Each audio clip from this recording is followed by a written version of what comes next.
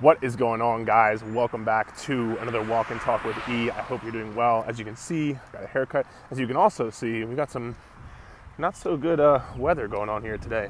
Got a shirt on, got a cloudy forecast. So this Walk and Talk might get cut short, but we'll see. So listen, in this Walk and Talk, we're going to talk about, this is going to be more of an educational Walk and Talk. We're going to talk about how, some tips, tricks, and all the above of how to stay full while you are dieting. Because obviously, if you are not full, if you're not satisfied, you are going to probably eat more. If you eat more, you are going to not stick to your deficit. If you don't stick to your deficit, you aren't going to lose weight. So obviously, this is going to be an important one. Now, there's a few things you can do. I'll start with kind of the, I don't know what I just did there. I'll start with the biggest rocks, so to speak. Number one is going to be protein. So if you are not eating at the very least 0.8 times your goal body weight, so let's just say, for example, you want to weigh 150. If you are not eating 0.8 times 150, which is 120 grams of protein, you're going to have a bad time. Not going to be fun. You're going to be very hungry because protein is the most satiating nutrient, okay? So number one is going to be protein. Now, protein is difficult to get. I know that. I coach clients every single day, and that's one of the biggest things we work on. Here's what I'll say. I'm going to link here in this description of this video an article I wrote on how to get more protein. I'm also going to link here above somewhere, probably over here. I'm going to link here a video I did on how to get more protein. And as well, you can just go to my channel. I have a whole video on like the top, I think it's like top 10 or top 15 high protein, low calorie foods, right? So definitely check that out because you are going to, that's going to be beneficial for you in your journey. Because again, without adequate protein, yeah, you're going to be hungry. I don't give a fuck what you do. Like if you're eating 46 grams of protein per day, you're going to be hungry. And what I'll say to this as well is, this is where, no, it doesn't matter how many times a day you eat. Like you can eat 4 times a day, you can eat 2 times a day, you can eat 6 times a day. As long as you're in an overall calorie deficit, you're going to lose weight. But it kind of matters because again, let's say for example, your goal is, I don't know, let's just say it's 120 grams of protein. It's going to be a lot harder to hit 60 grams of protein 2 times a day because that's just so much protein, because again, protein fills you up, right? So it's gonna be harder to hit that much protein in 2 meals as opposed to, let's say you did 4 meals, right? You can split up easier that way. And this way, you can help get to your protein goal that much more. So if you're somebody who doesn't eat a lot throughout the day, which that is a lot of people, if you're somebody who does that, not to say you have to, but might be something to look into if you're struggling to hit your protein goal. So that's number one. Number 2, high volume, low calorie foods. Things like the staple in any diet, vegetables. There's a reason why vegetables are such a staple in any healthy, not just a diet program, but a healthy living, sustainable living programs, because they offer you a lot of food for not a lot of calories. So let's just say, for example, again, let's say, I've used this in a Walk and Talk before, I believe, but let's just say you take 2 bites of a Big Mac, that's probably going to be 100 calories. Whereas if you got 6 cups, I think it's 5 cups. Well, no, I think it's actually 10 cups. I could be wrong. I think it's 10 cups. Let's say you get 10 cups of spinach. That's, I think, 200 calories, or that's 100 calories. I'm sorry. So again, massive food volume for not that many calories. So your stomach will get full without that many calories, which is going to help you stick to your calorie deficit. Same thing with strawberries and watermelon. So for a pound of strawberries, it is going to be, I believe, right around 140 calories. And I believe a pound of watermelon is, I believe, 150 calories. And again, that's a whole pound. Like, do you realize how much a pound of strawberries is? It's so much fucking food. So doing things like that, again, high protein foods, but also high filling foods, like those, it's a lot harder to overeat on strawberries or watermelon or vegetables, as opposed to those ultra processed, like very, salt, sugar, fat foods, where like they're literally made to make you want to eat them more. That's the whole point of the reason they're made. Like these these companies spend literally billions of dollars each year to make sure their food is what you want to eat.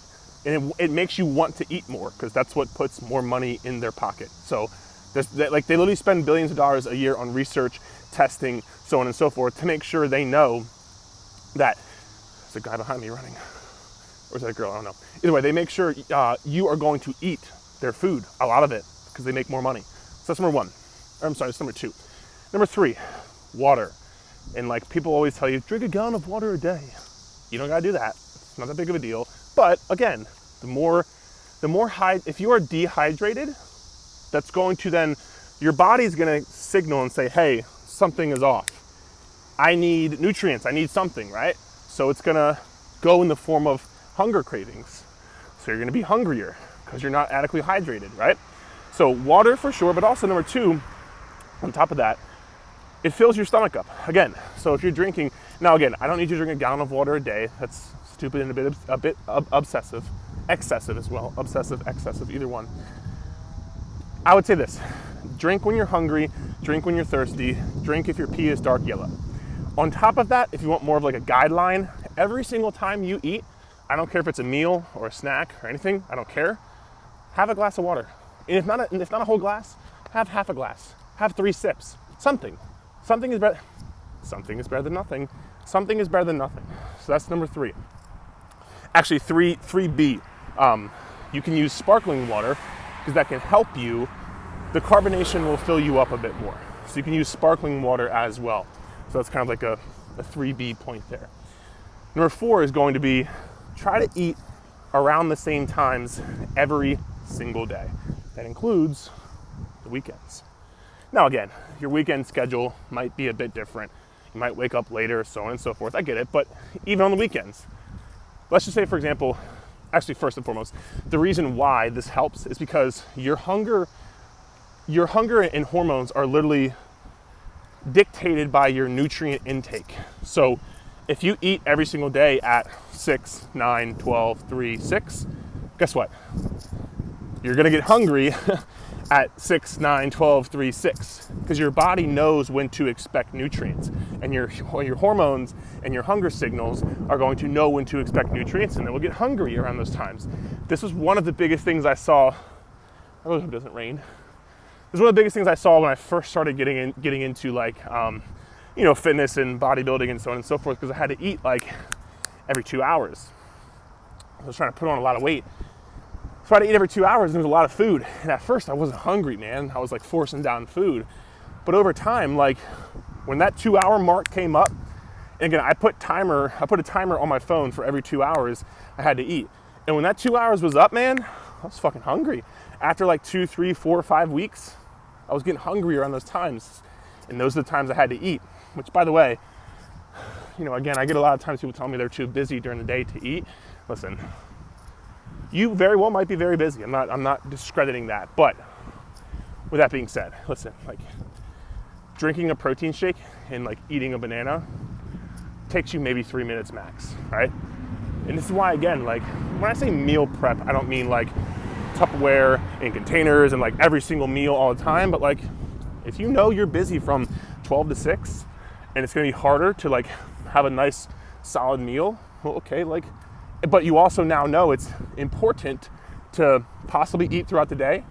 I think it definitely is important, but also eating around the same times, like, cool, pack a protein shake or pack this or pack that, like, prep this, like whatever it is, find a way that works into your schedule. I'm not going to tell you the exact way to do it because there is no exact way to do it, but take it into consideration. So that is number, what was that? That was number 4, right? 3A, 3B, number 4, perfect, yep. Now, number 5, when it comes to tips on how to stay full during your calorie deficit. This kind of goes into point 1, but front load your day with protein. So like, for example, your breakfast, try to have like, man, I really encourage people to get like 30 grams of protein at breakfast, which can be hard, I know, but the things, oftentimes people overeat at night because they don't eat during the day. So if you can front load your day with protein, not only are you getting calories, but you're getting a shit ton of protein. which again is going to help you reach your protein goal better, which again is going to help you with overall hunger during your diet. So front loading your day with protein can be massively, massively beneficial. Number 6 is going to be something we talked about in Walk and Talk before, which is going to be and again, I kind of hinted at it, but really try to have your food, guys, I'm definitely going to get rained on here. Shit. Try to have most of your foods coming from nutrient-dense, minimally processed whole foods. That is going to fill you up more, man. It's actually funny. I read a study the other day. It's actually an article. It wasn't even a study, but I read an article the other day that it was something about, salt is bad for you and so on and so forth. And so I sent it to Stan Efferding, who is like the world's strongest bodybuilder. And he's a world record holder in powerlifting and a very successful guy, very smart guy. So I sent it to him on Instagram and I was like, hey Stan, I think you'd appreciate this. And of course he was like, oh, it's fucking bullshit, da, da. But also he was like, remember, because I think the study was talking about it would like dehydrate you or something along those lines. I can't remember exactly, but he was like, remember, the water you get is not only through the water you drink, but in the foods you eat. Like for example, if you're eating a ton of vegetables, if you're eating, fruit, watermelon, strawberries, if you're eating, potatoes or whatever it is, like those nutrient-dense whole foods have hydration to them as well. I think most people forget. And it's funny because until he said it, like it kind of slipped my mind too. But those foods have hydration in them as well, which again can help. We already talked about hydration, and it helps you with your hunger levels on your diet. So trying to make 80% of your foods coming from nutrient-dense whole foods. Remember, if it grew from the ground, if it roamed the earth, if it flew in the sky, or if it swam in the ocean, that's a nutrient-dense whole food. Try to, if you want those processed foods, fine, have them. Like, I'm not telling you not to, but really try to work in, like, again, if your calorie deficit's 1,500, make 1,200 of those calories come from minimally processed whole foods, and then have 200 to 300 come from treats you enjoy, not the other way around, right? So that's that. And I think number 6, last one before I get rained on here. Last one, number 6 or 7, one of those two. Fiber. For every 1,000 calories, try to get, I would say, for every 1,000 calories, try to get 10 to 15 grams of fiber. So again, if you're eating 1,500 calories, for example, try to get 15 to 20 grams of fiber. Actually, yeah, about 15 to 25. Give a bigger range. 15 to 25 grams of fiber. Again, fiber is going to help fill you up more. It will make you eat less calories. It will help you stick to your deficit better. So fiber. Yeah, again, for every 1,000 calories, 10 to 15 grams of fiber. So those are my top 7 tips. It's either 6 or 7, I forgot honestly. But either way, top 6 or 7 tips to help you with your hunger on your diet. And I'll end with this. Listen, when you're in a calorie deficit, some hunger is gonna be normal. It's not a bad thing. You shouldn't freak out. Hunger is not a sign to panic or freak out.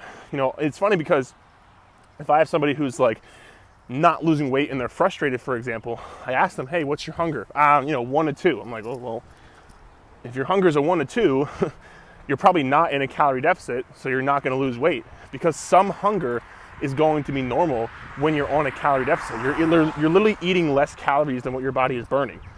And again, remember, your body doesn't care if you want to lose body fat. Your body wants to maintain its current weight because that's the easiest and it keeps you alive the easiest. You want to lose body fat. So just because you're hungry, like if you go to bed a bit hungry, it's not a bad thing.